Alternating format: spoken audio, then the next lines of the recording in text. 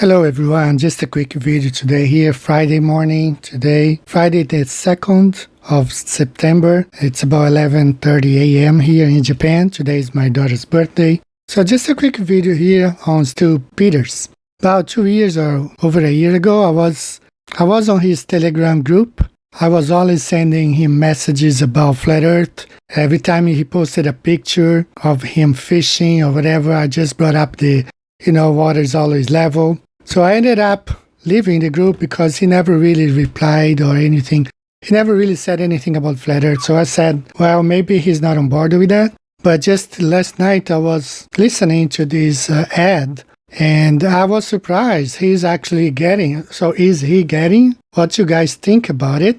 I just want you to listen to this. I'm going to make some comments. So let's go ahead and listen to this part.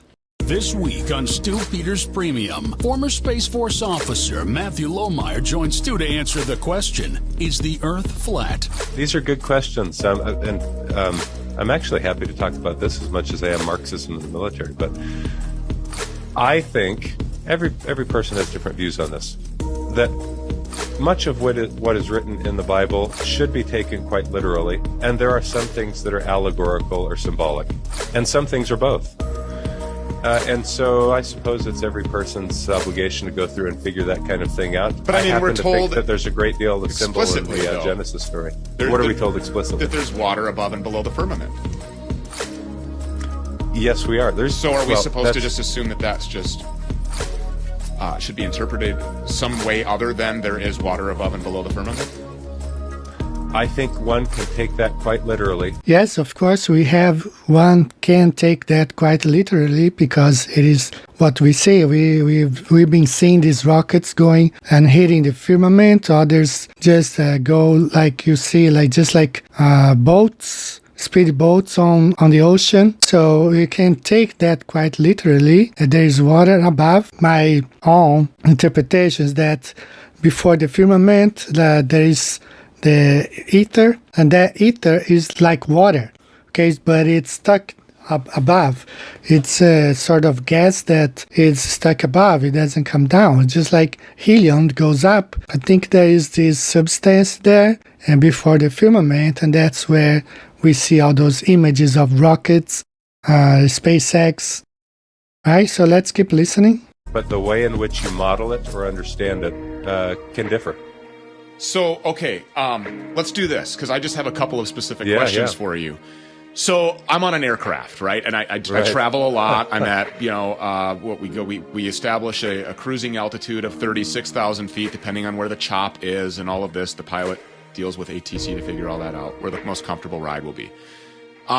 We're told that the Earth is rotating at 1,080 miles per hour or something like that. At the equator, that's roughly true. And I'm traveling at roughly ground speed 550 miles per hour in an aircraft at cruising altitudes.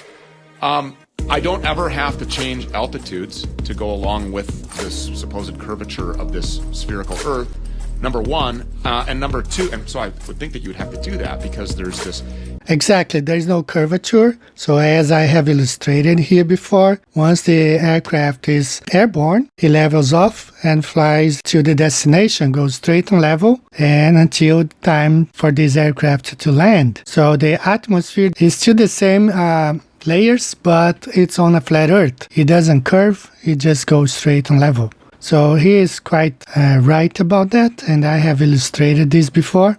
And let's keep listening. And then number two, if I'm going along with the rotation of the Earth, it would be impossible for me to catch up to where my destination is, wouldn't it? Exactly. So it looks like he just watched my Pearl Harbor video, because that's exactly what I was saying.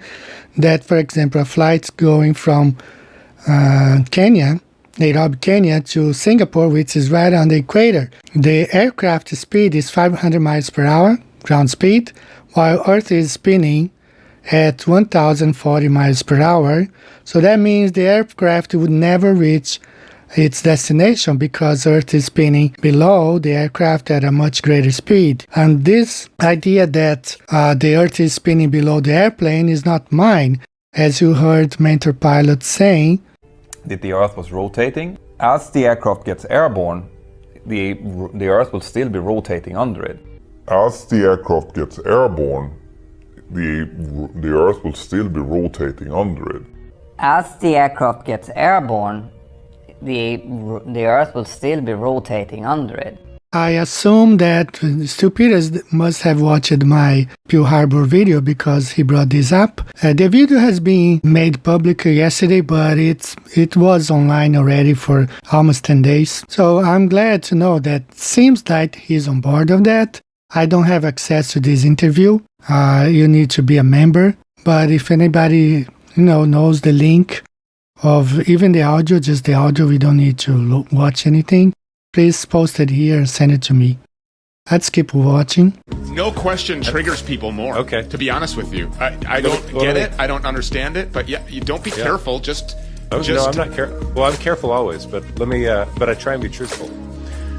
The ancient Hermetists had what they considered were 7 eternal principles that they claimed were keys to understanding the secrets of the universe. One of those 7 eternal principles was called the principle of correspondence. I like these principles. I particularly like this principle of correspondence. It can be explained as follows: as above, so below. As below, so above. And the idea is if there's something you can't quite get at by observation out in the grand cosmic scene, maybe there's something right under your nose that might tip off some clue or understanding to how things work out there, and vice versa. So that's all I have, because this was like a short ad on the show, about the show. But if you guys have access to the whole interview, I would like to know more about it. And that's all for today, guys. You guys have a great weekend. Talk to you soon. Bye-bye.